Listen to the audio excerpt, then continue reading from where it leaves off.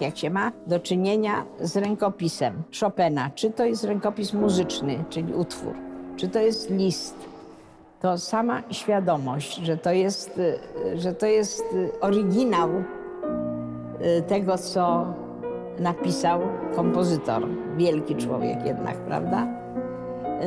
To ma taki emocjonalny stosunek, prawda? Człowiek ma do tego, to niewątpliwie.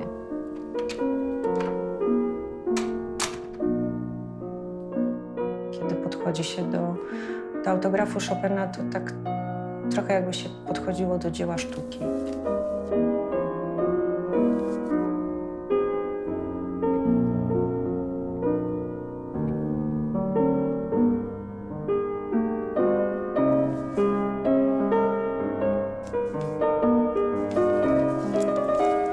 W Muzeum Fryderyka Chopina znajduje się bardzo różnorodna kolekcja listów. To są zarówno dokumenty, które Chopin kierował do osób bardzo bliskich, przyjaciół, rodziny. To jest też duża grupa korespondencji oficjalnej.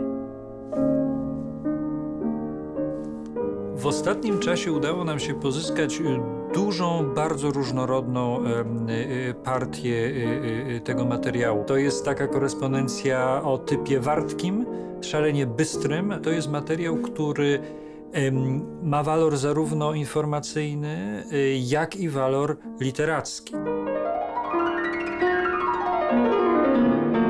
Czasy, w których żył Chopin, to są czasy, kiedy uprawianie korespondencji było powszechne i pisano listy ogromnie długie i dużo tych listów pisano.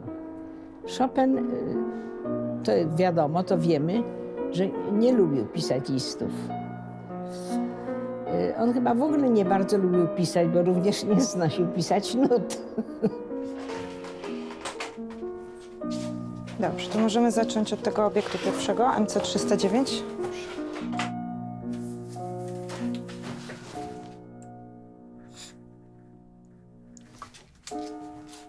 Jest to obiekt na bardzo cieniutkim papierze o niskiej gramaturze. Też mógł mieć wypełniacze, dlatego jest przezroczysty. Tutaj pieczęć. Tutaj ciężko będzie stwierdzić, czy to jest pieczęć lakowa, czy woskowa. Właśnie myślisz, że zachował się pod spodem lak? Lak lub wosk. Tak. W pracy z rękopisami i autografami Chopina bardzo istotny jest kontakt z obiektem. Czyli to, żeby zbadać na tyle, na ile to jest możliwe, jego substancje, papier, atrament, ale też cechy charakterystyczne. Każdy z rękopisów, który mamy w kolekcji, ma jakąś swoją historię. To na nich widać. Widać ślady złożenia, widać zabrudzenia, widać, czy są zachowane w całości, czy brakuje jakichś fragmentów. I też widać dużą kruchość tego materiału. A także duże zniszczenia, jeżeli chodzi o sam atrament. Tutaj do sporządzenia tego listu wykorzystany był atrament żelazowo-galusowy. List był bardzo szybko złożony. Tuż po sporządzeniu chyba zapisków widać duże przebicia, prawda? Kiedy odwrócimy na stronę 4 adresową, tam jest notatka Chopina, właściwie tylko jedno słowo napisane, pilna.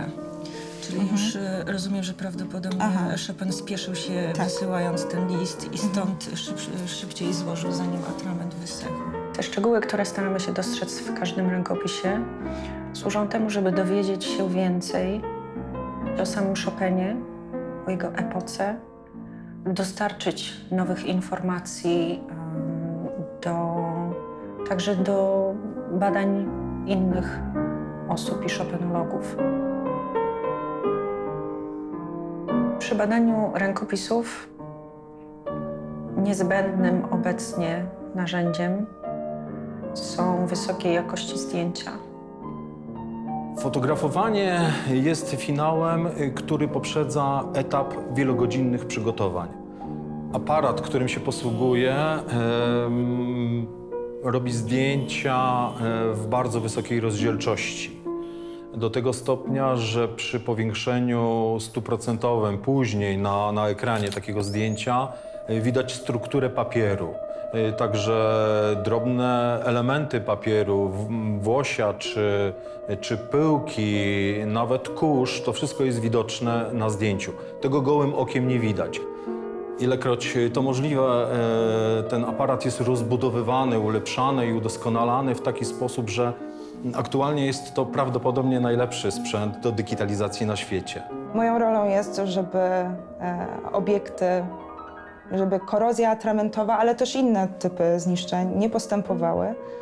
Dlatego w muzeum zapewniamy odpowiednie warunki przechowywania. Część listów, które prezentowane jest na wystawie czasowej, najprawdopodobniej nie będzie udostępniana przez najbliższe kilka lat.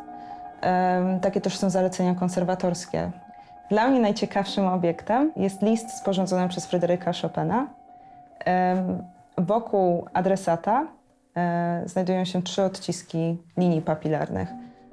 Nie wiemy niestety, do kogo należą te linie papilarne, ale w kolekcji znajdują się także inne listy, na których także są odciski, więc może w przyszłości byłoby możliwe porównanie tych odcisków i zastanowienie się, czy to nie są odciski Fryderyka Chopina.